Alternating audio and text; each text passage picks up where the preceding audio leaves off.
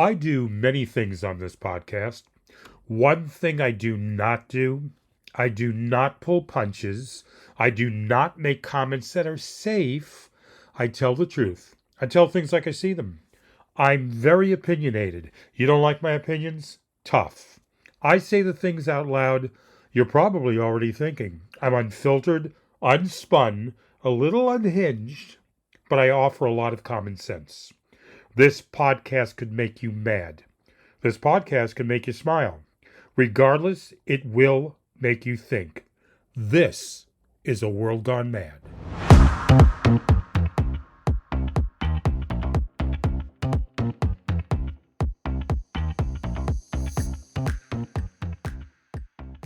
Hello, you're listening to A World Gone Mad, Season 1, Episode 8. I'm your host, Jeff Allen Wolfe. Let's get right to the news stories from nationally and from around the world. And I call this segment Odds and Ends. The Supreme Court ruled Friday that public officials may block people on social media in certain circumstances, tossing aside challenges against local government officials in Michigan and California who blocked followers who were critical of them on Facebook. Now, in a unanimous opinion written by Justice Amy Coney Barrett, the court set a clearer standard for when public officials are state actors online and when they can have more control over their social media presence. A second opinion dealing with a related dispute was unsigned, and there were no noted dissents. Interesting decision. Let's see the ramifications from this.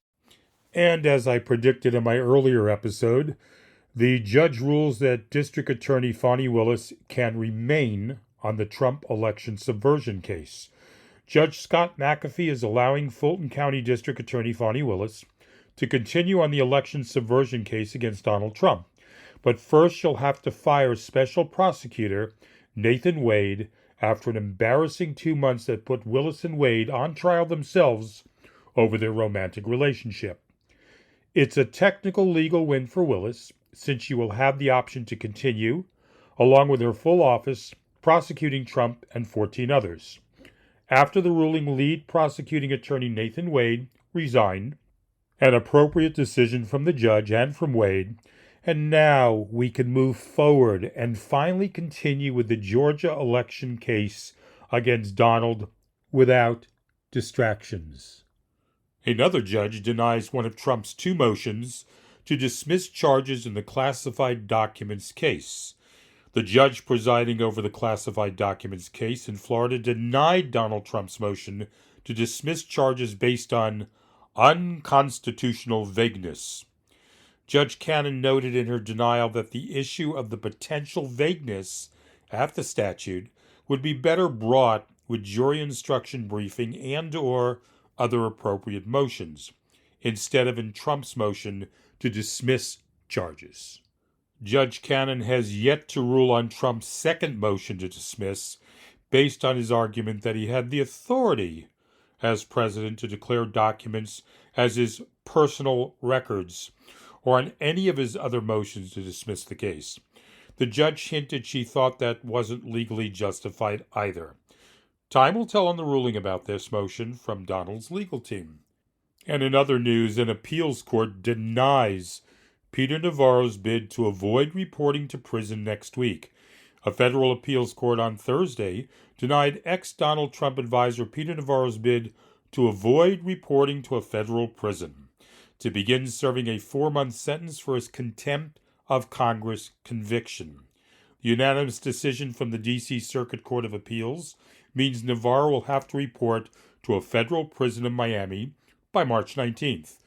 Breaking news as I'm recording this, Peter Navarro is now asking the Supreme Court to let him avoid reporting to a federal prison. Get your butt to prison, Peter. You were in contempt of Congress, and therefore this is your punishment.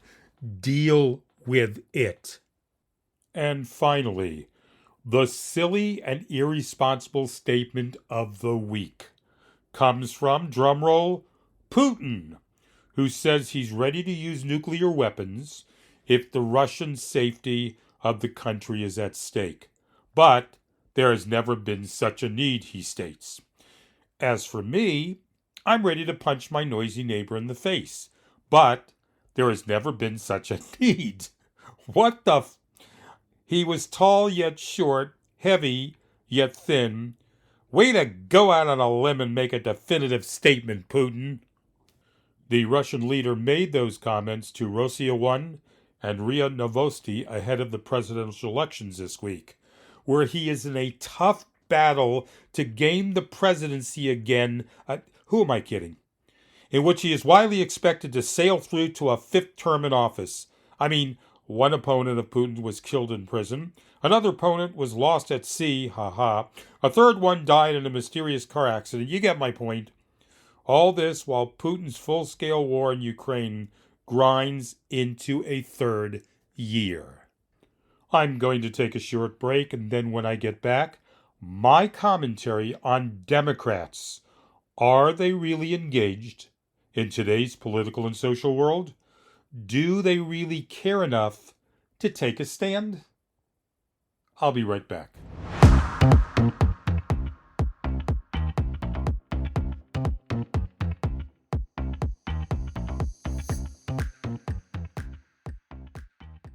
Send us your comments, your suggestions, what you liked, what you didn't like. Two ways you can do that. Our email, aworldgonemadpodcast@gmail.com, or our toll-free 24 hours a day, 7 days a week voicemail, 833-399-9653. And please don't forget, if you're listening to our podcast on an app, please hit subscribe. That way you'll be notified when our new episode goes up online. We need to hear from you. That helps us improve our episodes. Thank you so much. Now back to the show.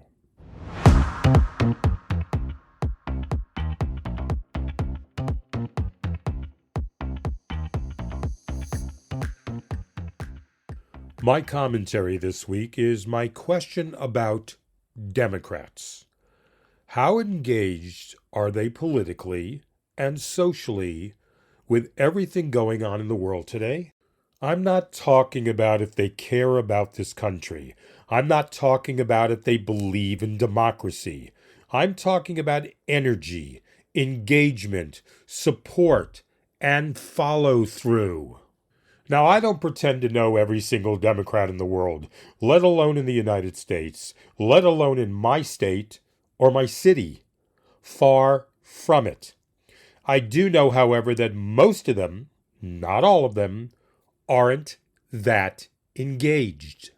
Oh, yeah, they talk a good game. They go rah, rah, sis, boom, bah. They support Biden for the most part. They post on the Facebook groups their angry comments, their upsetting comments about Donald and the MAGA Republican supporters. But are they fully engaged and ready to go the distance? I know Donald supporters are engaged and energized. Most of them.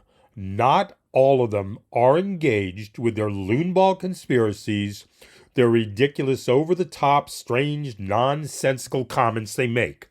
So yes, most Republicans are highly engaged. They don't make sense all the time. They argue about the wrong things. They change the subject constantly during a discussion you have with them. But they are in support of the big orange guy, no matter what he does, no matter who he hurts, no matter how many despicable things he says. My premise, what I question, however, is if Democrats are as engaged as that.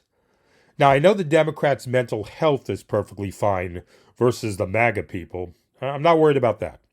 I'm questioning, other than small bursts of energy like meteors that are flaring and then dissipate as they drop to the ground, I'm questioning, do these Democrats sustain their energy? Do these Democrats stay involved? Do they support other Democrats who believe in what they believe in? Let me give you one example. Okay, it's not the best example in the world, but it's a starting point. Let's take Facebook groups. I'm on personally 32 Facebook groups, primarily Democratic Facebook groups. I'm on other groups that have nothing to do with my political leanings or my podcast. But the 32 Democratic Facebook groups, for the most part, are interesting.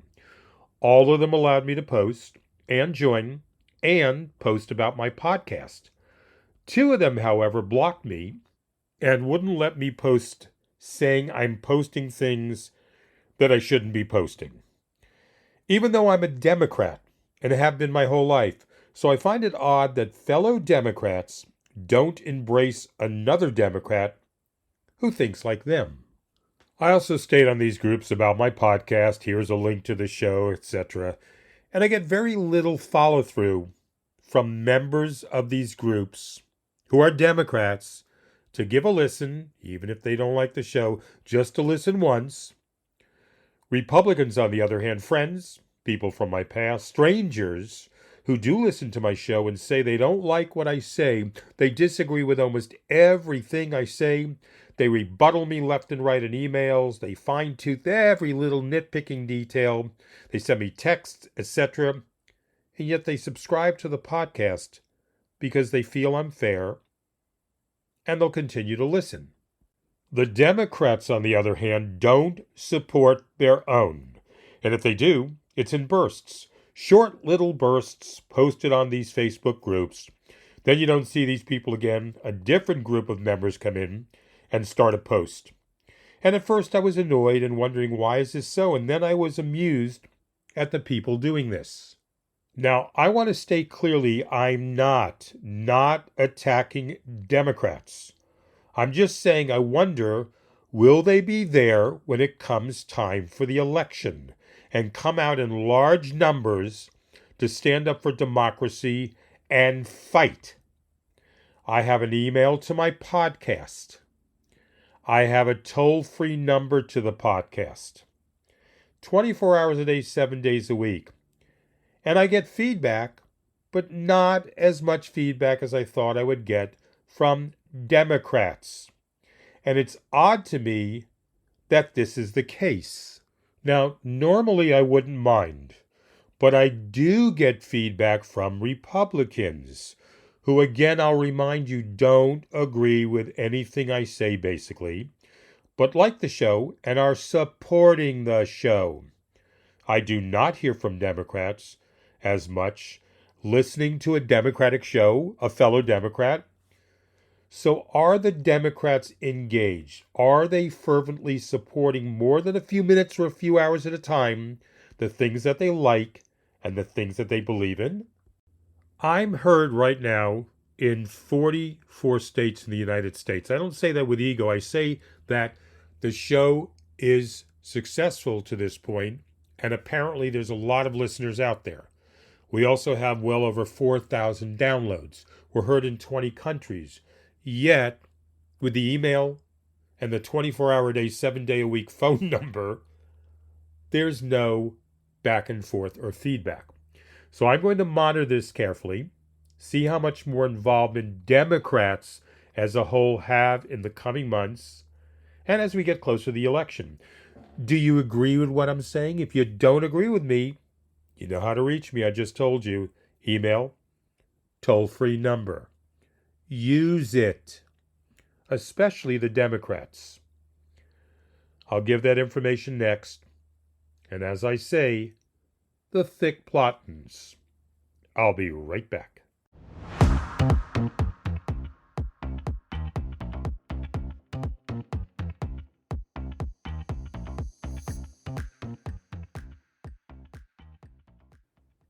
You're listening to a World Gone Mad podcast. If you came across an unusual story, please send it our way, or send us your comments, suggestions, what you liked, what you didn't like. 2 ways you can do that. Our email, a worldgonemad@gmail.com, or our toll-free 24 hours a day, 7 days a week voicemail, 833-399-9653. And please don't forget, if you're listening to our podcast on an app, please hit subscribe. That way you'll be notified when our new episode goes up online. We would love to hear from you. That helps us improve our episodes. Thank you so much. Now, back to the show.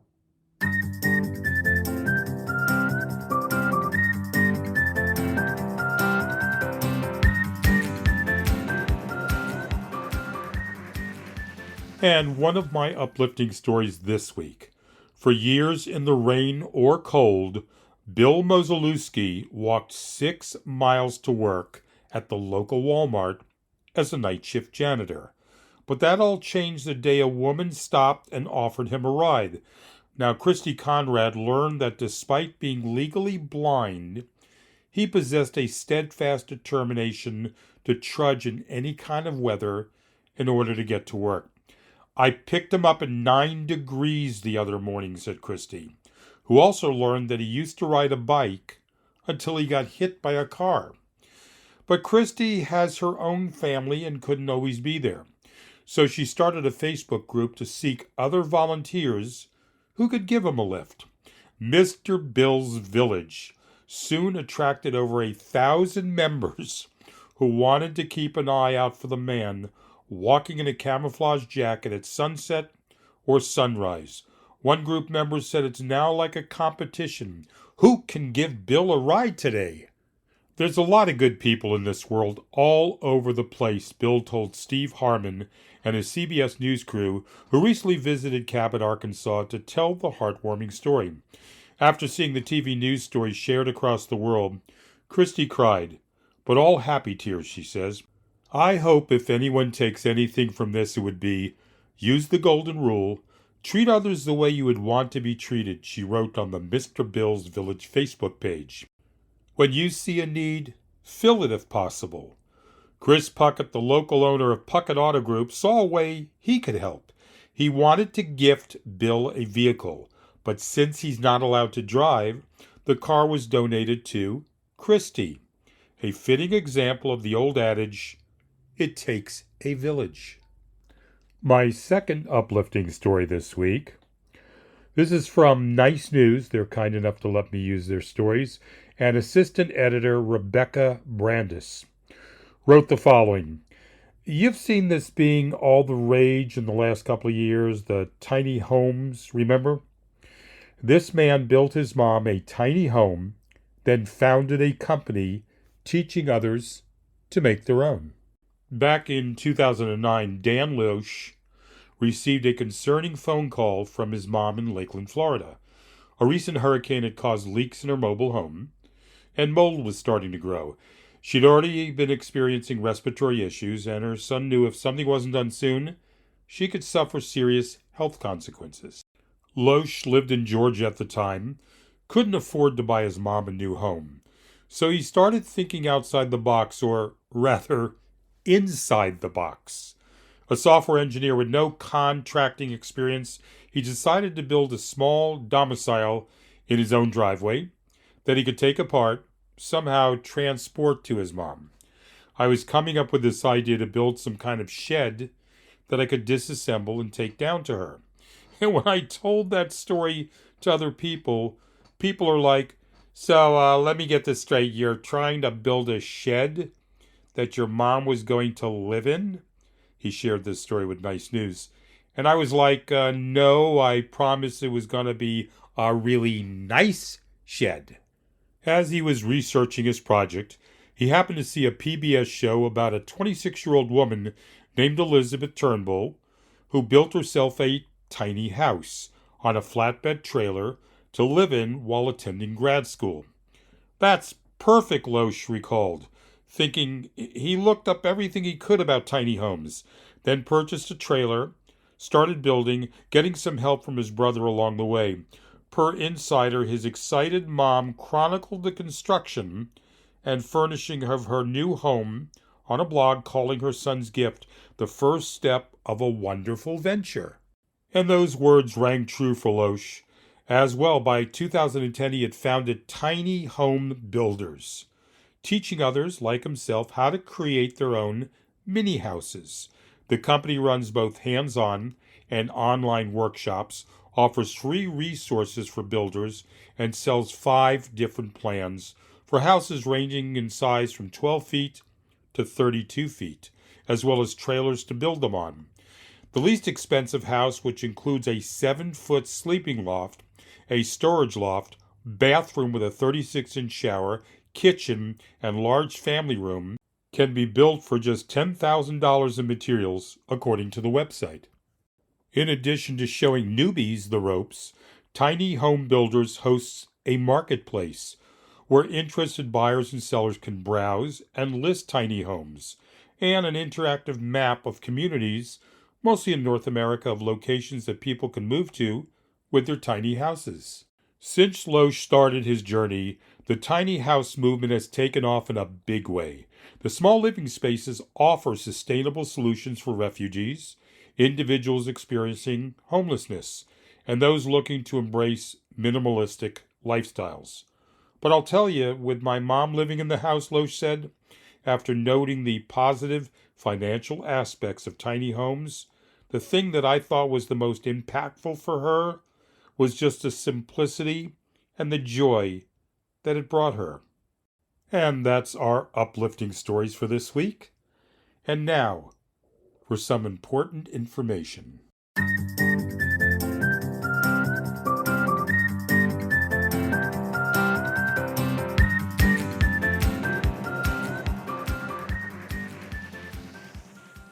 You're listening to A World Gone Mad, Episode 8. I want to thank you very much for the support for new people and people who are continuing to support us. I also wanted to explain the giveaway that I was telling you about 4 or 5 episodes ago. We're going to extend it one more week, okay? So you have one more week to enter. We're going to draw one lucky listener's name, give them a $25 Amazon gift card. I know the main thing about Amazon is you probably can find something for $25, okay? This is easy money, guys. And I say that because we have some entries, not a tremendous amount, so your odds of winning is very high, okay? How do you join in on this giveaway? Okay, it's very simple. Send me an email to aworldgonemadpodcast@gmail.com. aworldgonemadpodcast@gmail.com.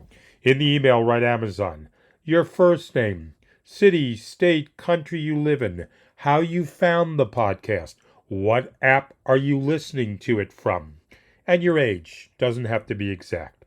Very easy, very simple. Your comments are important, and it helps us improve the show. And I need to hear from the Democrats, more of you. 44 states, 20 countries. Of the 44 states, I know there are a ton of people out there. Love to get emails from every single state in the union. So come on, guys. Join in. Looking forward to hearing from you. This is A World Gone Mad. I'm Jeff Allen Wolf. Until next time, stay hopeful.